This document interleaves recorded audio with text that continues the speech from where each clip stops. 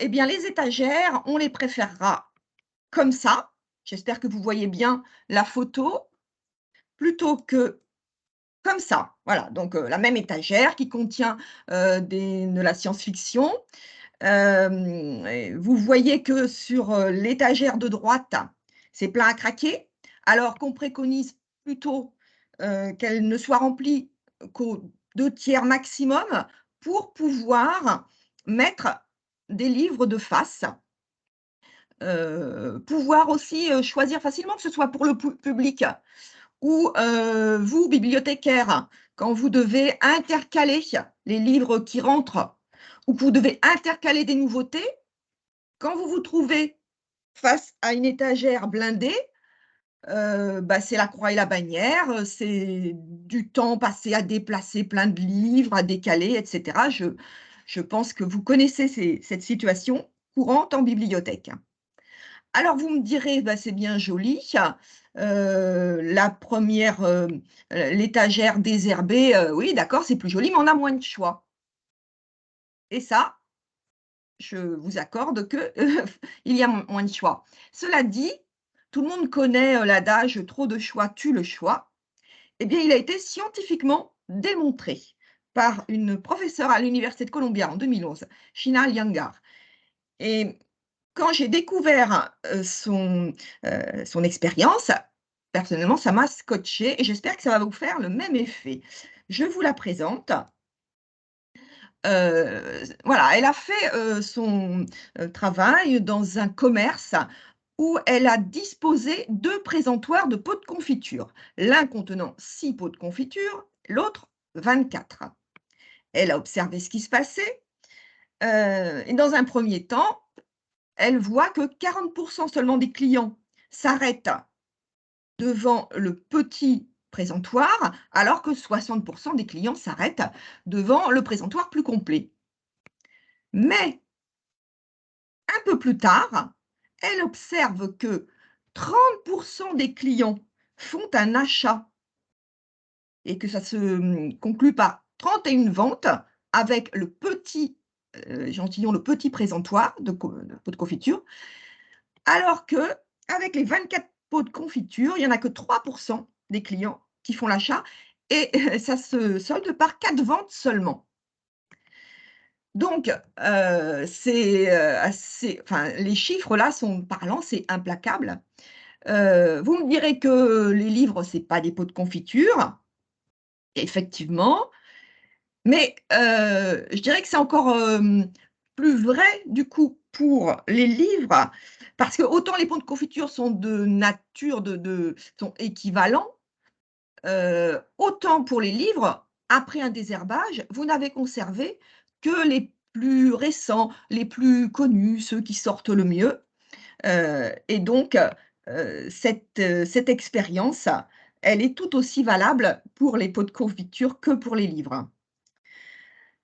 Hem, voilà, donc il faut rappeler que la bibliothèque, c'est pas un conservatoire de la littérature, mais c'est un lieu accessible à tous, avec une offre culturelle et documentaire diversifiée, actualisée et attrayante. D'où la nécessité de retirer les ouvrages défraîchis, obsolètes, dépassés. Cela étant, les oppositions au désherbage demeurent toujours fortes, donc il ne faut pas hésiter à vous entourer, à en parler entre vous, à demander à la D2LP, ben, conseils, formation, appui et cetera. Tout à l'heure, je vous disais que, le désherbage, c'est aussi l'occasion de, repenser parfois les espaces et là, voyez, j'espère que vous verrez bien les images. Dans cet exemple, dans une bibliothèque, il y avait une salle remplie de vieilles, encyclopédies, mais qui n'étaient plus consultées, de qualité à l'époque où elles ont été achetées, mais qui maintenant ne correspondent plus, aux usages du public. Et donc il a été décidé, c'était assez radical, d'enlever tous ces documents, enfin presque tous, parce que des titres de référence ont pu trouver place ailleurs, mais d'enlever toutes ces collections pour y installer un espace petite enfance. Vous voyez? 2 photos qui représentent la même, à peu près en tout cas la même salle, le même pan de mur avec, évidemment une proposition complètement différente. Sur l'image de gauche, vous avez une étagère avec, des documents sur la parentalité. Alors bien sûr, c'est encore peu étoffé parce que cet espace vient juste de s'ouvrir, mais au fur et à mesure des acquisitions et des demandes du public, bien sûr, d'autres, ouvrages, d'autres documents, viendront. Et puis, l'image de droite, c'est vraiment là, un petit, cocon pour, les tout petits, où il y aura des livres, mais pas que, des coussins, des peluches, des jeux.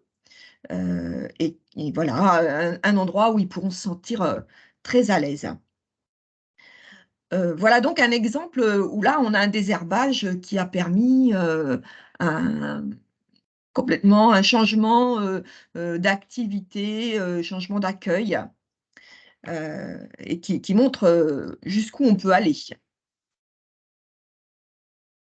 Alors la deuxième partie, la réglementation. Là, c'est pas, très, très «fun» entre guillemets. Mais bon, il faut tout de même, connaître, les règles. Alors la première, hein, bien sûr, c'est d'avoir une délibération de désherbage, donc que prend la municipalité ou l'intercommunalité. On a beaucoup d'exemples, hein, sur internet qu'on peut adapter à votre situation et on a des modèles aussi, sur notre site que vous pouvez demander à votre animateur réseau.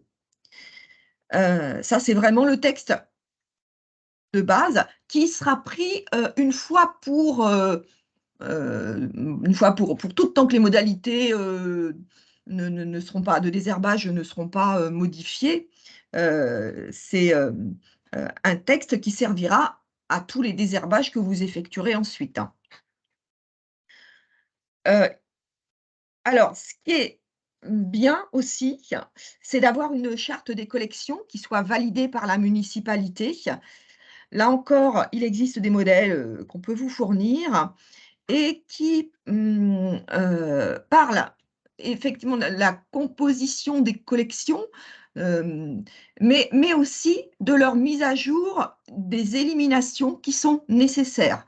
Donc sur un texte comme ça officiel, eh bien, vous pouvez vous appuyer, pour indiquer au public que, c'est une action qui est nécessaire, professionnelle et validée par, votre autorité de tutelle.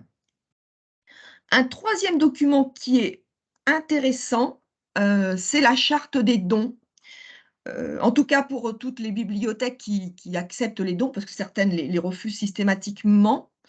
Mais si, la bibliothèque en accepte, il est vraiment, très, très pratique d'avoir un texte, une charte des dons, que vous remettez aux éventuels donateurs afin d'éviter d'être encombré, submergé, de livres que vous risquez, bon, d'intégrer dans vos collections, et qui, au final, vont vous prendre beaucoup de temps, de l'espace et seront déjà un peu anciens quand vous les mettrez dans vos rayonnages. Donc voilà, hein, ce que je vous ai dit, hein, tous ces textes, on peut en trouver des modèles, heu, c'est sans problème. Alors après, la liste des documents désherbés, théoriquement, c'est une obligation.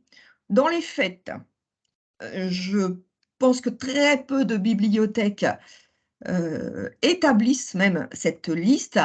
Moi, je dirais que, de toute façon, si vous êtes informatisé, il faut que vous preniez les dispositions que ça soit bien paramétré pour que quand vous aurez enregistré vos documents désherbés, vous puissiez à tout moment en sortir la liste, puisque c'est une obligation réglementaire. Bon, pour les bibliothèques qui ne sont pas informatisées, bah, c'est dans le cahier d'inventaire. Il faut annoter chaque référence pour également, si cela a été demandé, sortir la liste. Mais là-dessus, je vous rassure, j'ai jamais entendu de bibliothèque, auquel on a demandé cette fameuse liste. Mais, on trouve partout dans les manuels, que c'est réglementaire. Et puis autre, enfin, aspect, vraiment là, très important, dès lors que vous vendez, des documents désherbés, bien sûr, la délibération doit vous y autoriser et vous devez passer par une régie de recettes si la bibliothèque est municipale. Si elle est associative, bien, c'est la comptabilité qui doit être tenue de façon très rigoureuse pour cet aspect-là. Donc, en fait, tout cet aspect formel, réglementaire, heu, il peut paraître un peu, superflu ou en fait, ça prend pas forcément beaucoup de temps et au moins, vous pourrez être plus serein, faire le désherbage en sachant que si on vous demande des comptes, eh bien, vous l'avez fait en respectant toutes les règles. Voilà. Donc maintenant, eh bien, on passe à l'action et pour passer à l'action, beaucoup d'organisation s'impose parce que sinon ça peut être, très, pas anarchique, mais, fait un petit peu en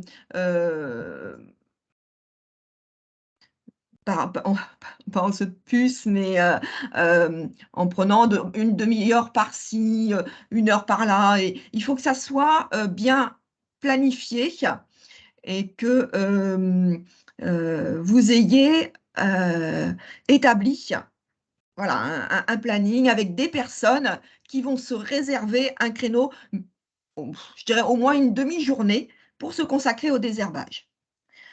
Alors, ce qui est indispensable, c'est d'être au minimum 2 pour éviter, ben, les erreurs de tri et puis le désherbage seul, c'est quand même assez fastidieux. Souvent, on se pose des questions, à 2, on parvient à y répondre.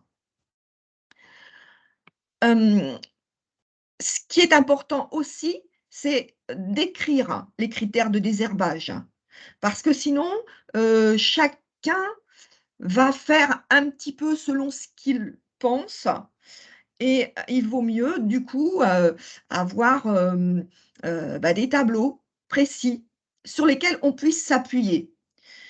Avec toujours la possibilité, de faire des exceptions ou, mais c'est une bonne base et ça permet, d'aller assez vite.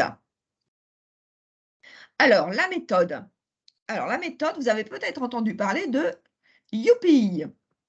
Méthode, donc, qui, avec cet acronyme, hein, indique ce que l'on peut, enlever, ce qui est I, incorrecte, fausse information, O comme ordinaire, superficiel, U comme usé, détérioré, P comme périmé, I comme inadéquat et ne correspondant pas au fond. Donc, ce sont des indicateurs, des qualificatifs qui vont, vous aider, heu, à estimer que voilà, les documents, sont, ne peuvent être, enlevés de la bibliothèque. Alors oui, mais encore parce que, c'est assez subjectif malgré tout. C'est des bons indicateurs, mais comme je disais plus haut, il vaut mieux préciser à l'aide de tableaux, notamment, les durées de conservation. Alors là, je vous affiche un tableau qui est un petit peu dense et encore il est très, très simplifié. Je me suis servie de plusieurs références, notamment le manuel Désherbé en bibliothèque, que l'on peut vous prêter d'ailleurs. Hem et bien ce tableau, je vais vous en montrer juste la partie haute. Par exemple, voilà, la première catégorie à laquelle souvent on s'attaque, ce sont les romans, que ce soit adulte ou jeunesse.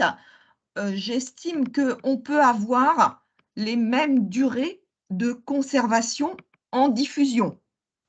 Heu, D'expérience, c'est autour d'une douzaine d'années. Donc voilà, vous pouvez mettre 12 ans. Au-delà, vous regardez, eh bien, si c'est un titre, connu, s'il est en bon état, auquel cas, vous pouvez mettre en réserve jusqu'à une vingtaine d'années.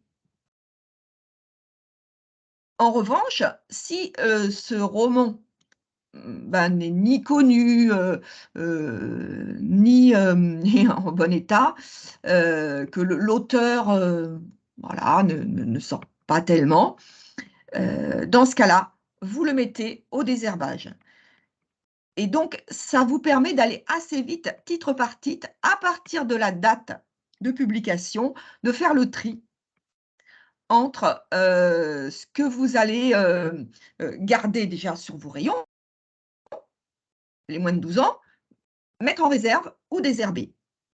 Pour illustrer, parce qu'on se dit: «Bah, c'est peut-être, arbitraire 12 ans, pourquoi?» J'ai pris l'exemple du Da Vinci Code. Il est paru il y a 19 ans, en 2004. Énorme succès, donc effectivement, au bout de 12 ans, il a encore sa place sur les rayons parce qu'il est encore, connu, demandé. En revanche, au bout de 20 ans, là vraiment, on pourra se poser la question de savoir s'il est nécessaire de le mettre en réserve ou tout simplement de le désherber. J'ai fait une ligne pour les classiques, puisqu'il y a beaucoup de mal à désherber les classiques. Alors, de toute façon, vous ne pouvez pas tous les avoir, c'est, classique, et puis à partir de quand décide-t-on qu'un roman est un classique ou pas? Donc, là, bah, la règle, elle va être de conserver quand même des titres, que vous avez depuis, moins de 20 ans s'ils sont en bon état et si, vous les avez depuis plus longtemps, eh bien, vous les mettez, au désherbage, sachant que, heu, vous avez parfois des rachats de classiques, parce que des lecteurs peuvent, en demander. Heu, vous pouvez aussi en avoir en don, s'ils sont en bon état. C'est quand même, vous pouvez, bien sûr les avoir. Hem, Néanmoins, vous ne pourrez pas, ce que je disais tout à l'heure, garder tous vos classiques. Heu, Préférez plutôt pour un auteur, Balzac, admettons, garder 3, 4 titres les plus connus, sachant que les autres, vous pourrez les demander à la bibliothèque départementale, vous pourrez les racheter. Donc, vous conserverez tout de même un fonds, suffisamment, riche. Alors, une petite astuce aussi pour, alléger, les bacs, les rayonnages. Heu, Vous avez parfois des séries très longues et donc là, on a, trouvé une astuce. Merci Gwenaëlle, Julien, notre collègue qui l'a trouvé et qui l'a relayé. Eh bien, c'est de mettre un fantôme. Voilà. Au lieu, de ces, 7 tomes, eh bien, vous mettez le premier et puis un fantôme pour les 6 suivants. Alors vous pouvez, là j'ai pris le parti de le mettre de face. Vous pouvez avec un élastique attacher, le premier tome et le coffret et puis le disposer en rayon normalement. Mais bon, c'est une astuce. Ça permet aussi mettre bien en évidence, bien en valeur des suites comme ça qui sont un peu longues. Vous pouvez mettre un petit commentaire en disant que c'est la série la série culte je sais pas, de tel auteur. Et rien qu'un petit mot, des fois, ça permet de faire un éclairage sur une série un peu longue. Alors, dans les BD aussi, vous avez euh, des séries longues dans les mangas. Donc, vous pouvez aussi mettre une affichette avec des visuels de titres très connus et qui permettent d'informer le public que vous avez des séries qui sont très longues et que vous ne les disposez pas tous en rayon. Alors, un petit récapitulatif. Donc, pour l'organisation, fixez un planning de désherbage avec les personnes chargées de le faire. Lors du tri, très important d'avoir des piles distinctes des documents que vous mettez en réserve, de ceux que vous allez donner et de ceux que vous allez vendre ou jeter avec des post-it et qui soient bien compréhensibles de toute l'équipe. Parce que combien de fois j'ai observé que le tri, au bout d'un moment, n'était plus trop connu et qu'il fallait tout reprendre. Donc voilà, c'est une chose toute bête, mais à bien mettre en place au départ. Alors, on rappelle toujours hein, que tous les documents désherbés ne sont pas jetés. Plusieurs possibilités, hein, la braderie, le dépôt dans une boîte à livres ou le recyclage. Là, je vous cite 3 entreprises qui, recyclent, les désherbages de collectivités pour le marché de l'occasion, hein. Bon, bah, il y a Emmaüs depuis longtemps, il y a Recyclive et Amaréal. Alors, il y en a peut-être d'autres. En tout cas, ces 3-là, voilà, vous pouvez les contacter. Alors bien sûr, il faut enregistrer tous les documents éliminés dans le logiciel ou dans l'inventaire et ce qui permet de faire une liste comme je le disais tout à l'heure et puis tamponner les documents éliminés, heu, pour qu'il y ait vraiment une marque physique et que les livres que vous ayez retirés, si jamais ils revenaient, vous voyez tout de suite que, eh bien, ils ont été, désherbés. Parce que ça, sinon, souvent on recherche, ça prend du temps et donc c'est plus clair d'avoir un tampon hors service, sur la page de titre. Alors bien sûr, il y a aussi, ben, les ateliers recyclage. Tout le monde connaît,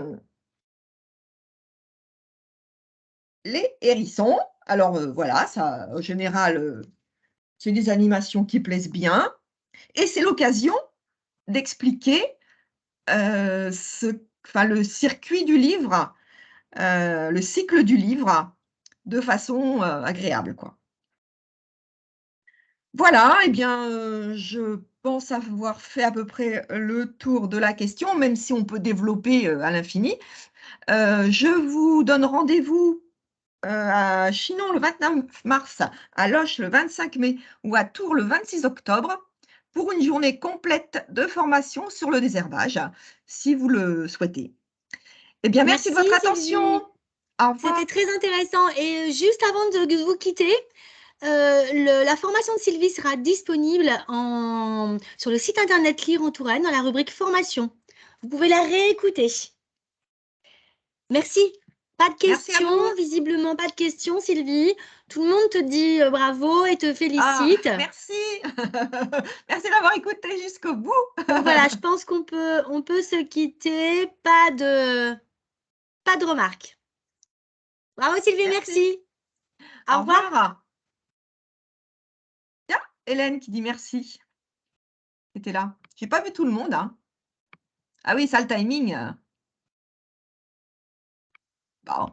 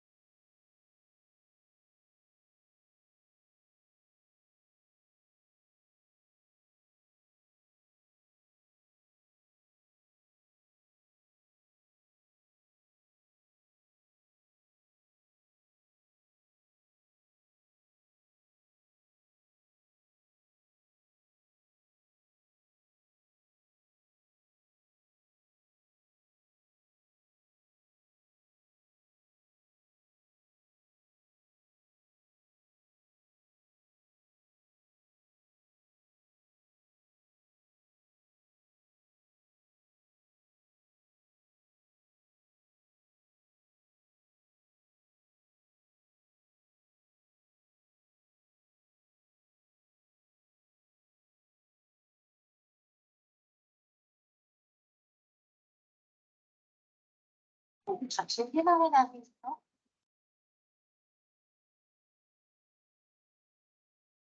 Tiens, au courant. Et ça vient enregistrer, il n'y a pas de raison.